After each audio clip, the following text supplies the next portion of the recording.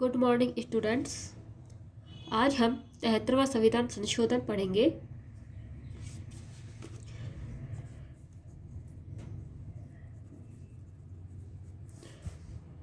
अधिनियम का जो महत्व है वो ये है कि इस अधिनियम ने भारत के संविधान में एक नया खंड 9 सम्मिलित किया। खंड 9 इसे पंचायतें नाम से इस भाग में उल्लेखित किया गया है। खंड 9 में इसे पंचायतें नाम से सम्मिलित किया गया है और अनुच्छेद 243 से 243 तक ये प्रावधान सम्मिलित किए गए हैं। इस अधिनियम ने संविधान में एक नई अनुसूची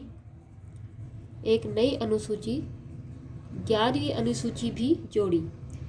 इस सूची में पंचायतों के 11वीं अनुसूची में पंचायतों के 29 विषय वस्तु दी गई है। यह अनुच्छेद 243 जी है। इस अधिनियम ने संविधान के 40वें अनुच्छेद को एक व्यवहारिक रूप दिया है, जो कि एक नीति निर्देशक तत्व है। इसमें कहा गया है कि ग्राम पंचायतों को गठित करने के लिए राज्य कदम उठाएगा और उन्हें उन आवश्यक शक्तियों और अधिकारों से विभूषित करेगा जिससे कि वे स्वशासन की इकाई की तरह कार्य करने में सक्षम हो। यह अनुच्छेद राज्य के नीति निर्देशक सिद्धांतों का एक हिस्सा है। इस अधिनियम ने पंचायती राज संस्थाओं को एक संवैधानिक दर्जा दिया। 73वें संविधान संशोधन ने पंचायती राज व्यवस्था को संवैधानिक दर्जा प्रदान किया और इसे संविधान के अंतर्गत वाद योग्य हिस्से के अधीन लाया गया। दूसरे शब्दों में, इस अधिनियम के उपबंध के अनुसार नई पंचायती राज पद्धति को अपनाने के लिए राज्य सरकारें संवैधानिक से बाध्य है, अर्थात संविधान से वे बाध्य हैं। परिणाम स्वरूप पंचायत का गठन और नियमित अंतराल पर चुनाव राज्य सरकार की इच्छा पर निर्भर नहीं है। इस अधिनियम के उपबंधों को 2 हिस्सों में बांटा जा सकता है, अनिवार्य और स्वैच्छिक। अधिनियम के अनिवार्य हिस्से को पंचायती राज व्यवस्था के गठन के लिए राज्य के कानून में शामिल किया जाना आवश्यक है। दूसरे भाग के स्वैच्छिक उपबंधों को राज्य के स्व विवेकानुसार सम्मिलित किया जा सकता है। अतः स्वैच्छिक प्रावधान राज्य को नई पंचायती राज पद्धति को अपनाते समय भौगोलिक, राजनीतिक एवं प्रशासनिक तथ्यों को ध्यान में रखकर अपनाने का अधिकार सुनिश्चित करता है। यह अधिनियम देश में जमीनी स्तर पर लोकतांत्रिक संस्थाओं के विकास में एक महत्वपूर्ण कदम है।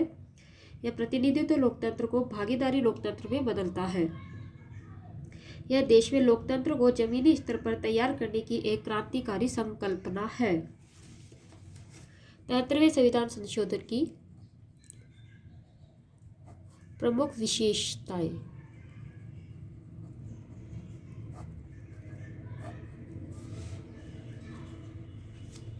ग्राम सभा।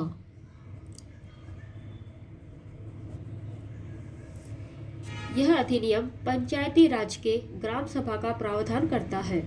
इस निकाय में ग्राम स्तर पर गठित पंचायत क्षेत्र में निर्वाचक सूची में पंजीकृत व्यक्ति होते हैं, अर्थात ग्राम सभा में ग्राम स्तर पर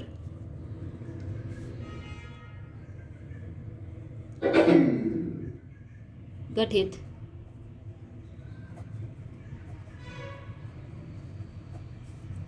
पंचायत क्षेत्र के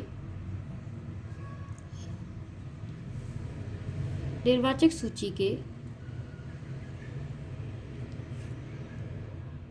पंजीकृत व्यक्ति होते हैं तथा ग्राम सभा में जो ग्राम है, जो गांव है, उसमें जो पंचायत क्षेत्र है, उसमें जो निर्वाचक सूची है, उसमें जितने पंजीकृत व्यक्ति हैं वे सब मिलकर ग्राम सभा का गठन करते हैं। अतः यह पंचायत क्षेत्र में पंजीकृत मतदाताओं के एक ग्राम स्तरीय सभा है। यह उन शक्तियों का प्रयोग करेगी और ऐसे कार्य निष्पादित कर सकती है जो राज्य के विधानमंडल द्वारा निर्धारित किए गए हैं। त्रिस्तरीय प्रणाली।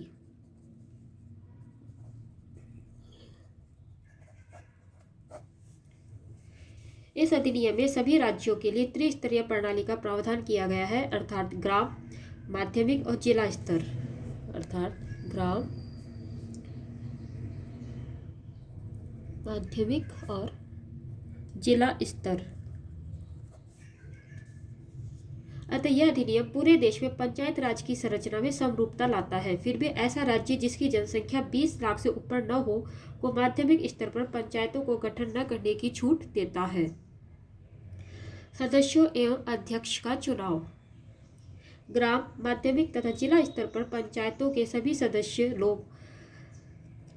लोगों द्वारा सीधे चुने जाते हैं। इसके अलावा माध्यमिक एवं जिला स्तर पर पंचायत के अध्यक्ष का चुनाव निर्वाचित सदस्यों द्वारा उन्हीं में से अप्रत्यक्ष रूप से होगा, जबकि गांव स्तर पर पंचायत के अध्यक्ष का चुनाव राज्य के विधानमंडल द्वारा निर्धारित तरीके से किया जाता है।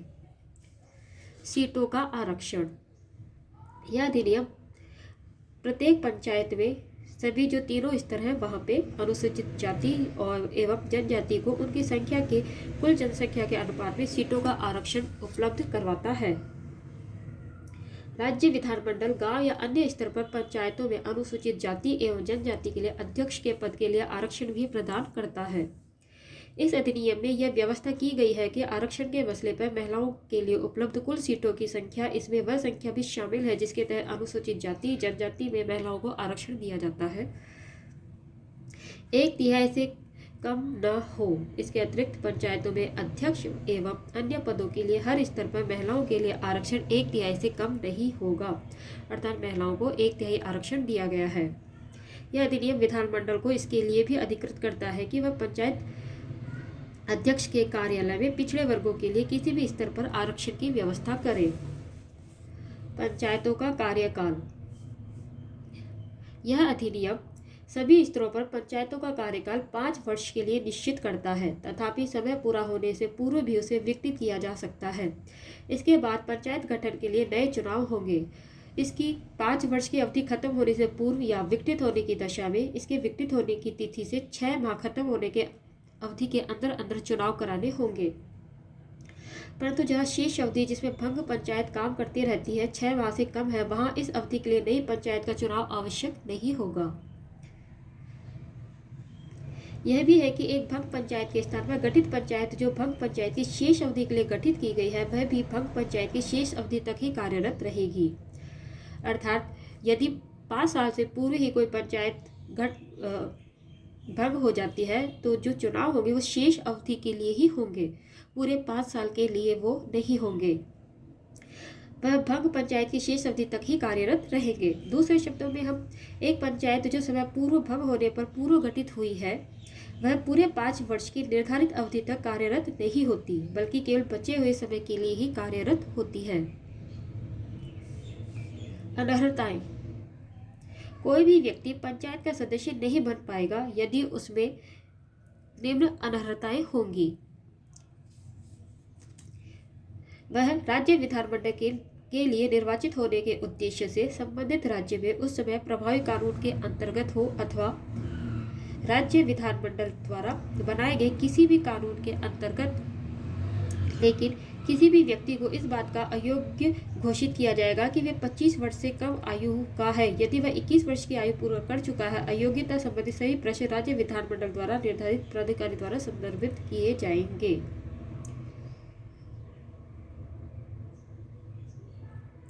अनर्हताओं का अर्थ है कि यदि राज्य विधानमंडल से जो निर्वाचित होने का उद्देश्य है उस समय कोई प्रभावी कानून लागू हो तो वह अनर्हता हो सकती है। इसी तरह राज्य विधानमंडल द्वारा यदि कोई कानून बनाया जाता है उसके अंतर्गत किसी भी व्यक्ति को अयोग्य घोषित नहीं किया जाएगा यदि वह 25 वर्ष से कम आयु का हो और अर्थात वह 21 वर्ष की आयु पूरी कर चुका हो तो वह योग्य है कि पंचायत का चुनाव वो लड़ सकता है। 21 वर्ष की आयु पूरी कर चुकने के बाद उसे पंचायत चुनाव के लिए अयोग्य घोषित नहीं किया जा सकता। यह 73वां संविधान संशोधन का पार्ट फर्स्ट है। 73वां संविधान संशोधन 1992 में आया था और 1993 में यह लागू हो गया था।